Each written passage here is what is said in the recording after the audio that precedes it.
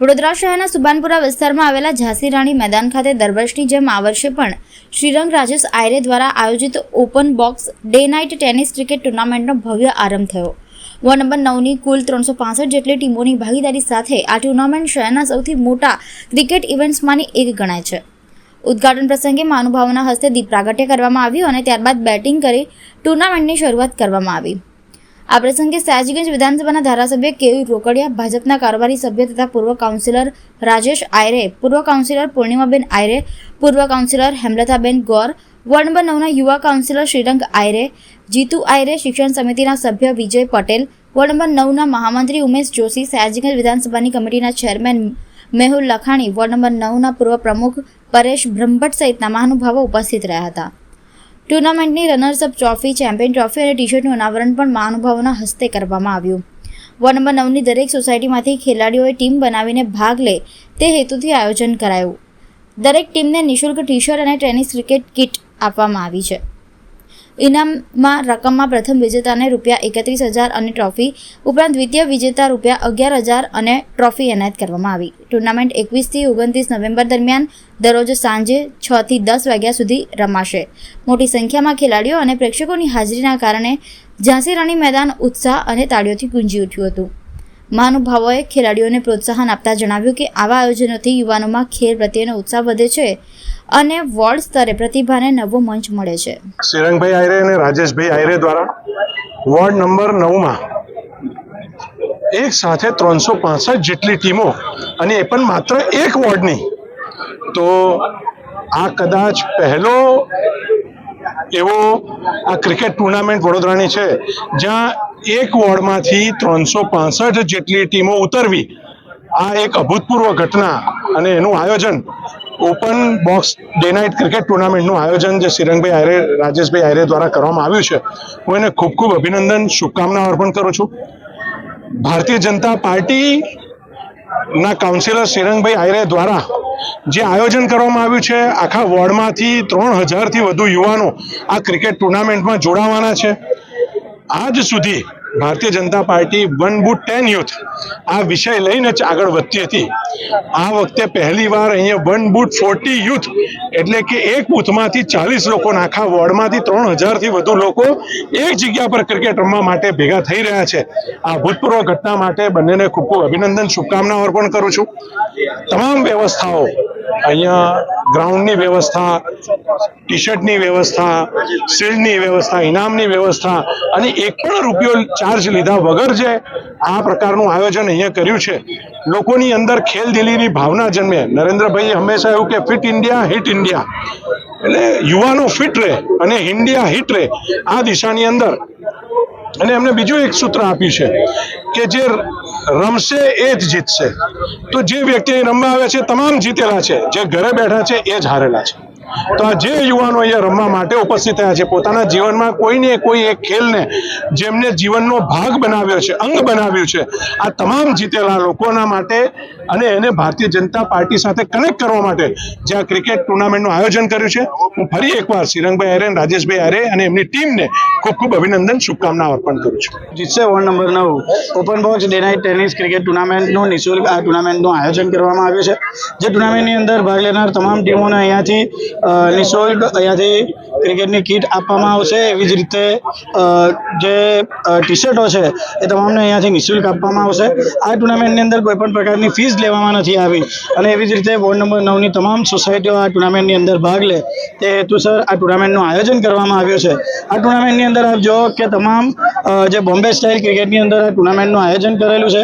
બાઉન્ડ્રીની બહાર ડાયરેક્ટ બોલ જાય તો તે આઉટ કહેવાય છે, પણ બાઉન્ડ્રીને જો બોલ વાગે તો 6 કહેવાય। તે સાથે જે બોમ્બેની અંદર જે રમાતી જે પ્રથમ રમવાની જે સ્ટાઇલ શરૂ થઈ હતી કે જે નાના ગ્રાઉન્ડની અંદર રમાય, મને 2-3 મિત્રોએ પૂછ્યું કે કેમ બોમ્બે સ્ટાઇલ જ, પોતાની વડોદરાની સ્ટાઇલ કેમ નહીં, કેમ કે વડોદરાએ તો આટલા બધા ખેલાડીઓ આપ્યા છે। પણ ત્યારે મને એમને કહેવું પડ્યું કે બોમ્બે સ્ટાઇલ એટલે કે આપણાને સચિન અને દ્રવિડ જેવા ખેલાડીઓ પણ જોઈએ છે કે જે ગ્રાઉન્ડ શોટ રમીને લાંબા 3-3, 4-4 દિવસ સુધી આ ટુર્નામેન્ટ એટલે કે મેચો રમી શકે। એટલે કે ગ્રાઉન્ડ શોટ રમવા પણ જરૂરી છે। 460 મેચ ક્યારેય નથી જીતાતી, એક રન ભેગો થાય ત્યારે મેચ જીતાતી હોય છે। અને એ જ રીતે આજે બોમ્બે સ્ટાઇલ ટુર્નામેન્ટનું આયોજન કરેલું છે। આવેલા તમામ મીડિયા મિત્રોનો હું ખૂબ ખૂબ આભાર માનું છું। ભાગ લીધેલા તમામ જે ટીમો છે, જે સોસાયટીના મેમ્બર્સ છે, મારા મિત્રો છે, તો એમનો પણ હું ખૂબ ખૂબ આભાર માનું છું. સાઈનાથ એજ્યુકેશન ચેરિટેબલ ટ્રસ્ટના અમારા તમામ વડીલોનો પણ હું આભાર માનું છું. કોના દ્વારા શુભારંભ કરવામાં આવ્યો? આજના દિવસે આ ટુર્નામેન્ટનું જે શુભારંભ છે તે અમારા સયાજીગંજ વિધાનસભાના ધારાસભ્ય શ્રી અને મારા મિત્ર મોટાભાઈ એવા કેવલભાઈ રોકડિયાના હસ્તે આ ટુર્નામેન્ટનું સ્વાગત કરવામાં આવ્યું.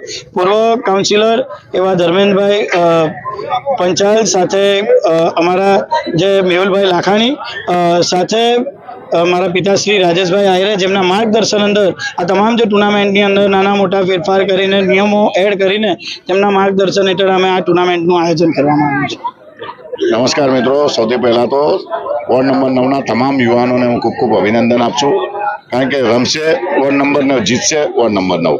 તો જુઓ છો કે આજે 3000થી પણ વધારે વોર્ડ નંબરના યુવાનોના દરેક યુવાનો આજે રમવા માટે તૈયાર થઈ ગયા છે, રજીસ્ટ્રેશન થઈ ગયા છે, આજનું ઇનોગ્રેશન પણ થઈ ગયું છે. કારણ કે યુવાનોની અંદર મોબાઈલમાંથી એમને જ્યારે દૂર કરવા આવે તો એમને મેદાન પર લાવવા જોઈએ.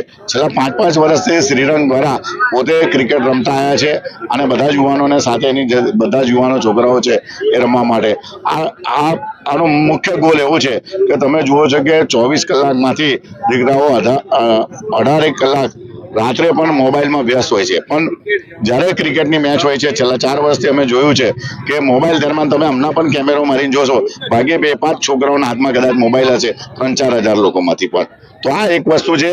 સાથે સાથે આ વિસ્તારની સંગઠન સાથે અને આમાં કોઈ પણ જાતની ફી નથી, કોઈ નિઃશુલ્ક છે. દરેક છોકરાઓ રમશે, દરેક છોકરા જીતશે.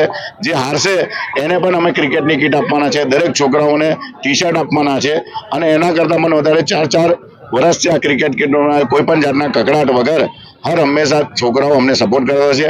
આ વિસ્તારના દરેક યુવાનો હર હંમેશા અમારી સાથે સુખમાં પણ રહ્યા છે, દુઃખમાં પણ રહ્યા છે. પાણીનું પૂર આવ્યું હોય, કોરોનાનો સમય આવ્યો હોય કે પછી એમનો નવરાત્રિ હોય, ગણપતિ હોય, હર હંમેશા અમને યાદ કરતા હોય છે અને અમે એમના જોડે રહે છે. એટલે આ વોર્ડ નંબરનો એ અમારું પરિવાર છે. એટલે પરિવારનો દીકરો હોય, પરિવારની દીકરી હોય, પરિવારના યુવાનો હોય, પરિવારના વડીલો હોય, વડીલોને ફરવા લઈ જવાનું, બહેનોને યાત્રાઓ કરાવવાની, છોકરીઓને બી ફરવા લઈ જવાનું, પિક્ચરો બતાડવાના, સાથે એમને એજ્યુકેશન જોવાનું, વિદ્યાર્થીઓનું સન્માન, એમનો સુંદરકાંડ, ગણપતિ, નવરાત્રિ, સાથે સ્પોર્ટ પણ જરૂરી છે. તો આ સ્પોર્ટ સાથે પણ 3000 લોકો જોડાયા છે. સૌ યુવાનોને આજે અભિનંદન પાઠવું છું અને શ્રીરંગને પણ એની સમગ્ર ટીમ, ફક્ત રાજેશ આહિરે કે શ્રીરંગ આહિરે નથી, ખૂબ મોટી 100 જણની અમારી ટીમ છે કે દર વખતે આવા કાર્યક્રમોની અંદર હોય છે. આજે સયાજીગંજ વિધાનસભાના અમારા ધારાસભ્ય શ્રી કેવીરભાઈ રોકડિયાની સાથે એમને આજે ઉદ્ઘાટન કર્યું છે. ધર્મેશભાઈ પંચાલ, અમારા શિક્ષણ સમિતિના સભ્ય અમારા વિજયભાઈ માસ્તર, એવું મેહુલભાઈ લાખાણી અને સમગ્ર ભારતીય અમારા આ વિસ્તારના સૌ અગ્રણીઓ દ્વારા અને ખાસ કરીને યુવાનોને ખૂબ ખૂબ અભિનંદન પાઠવું છું.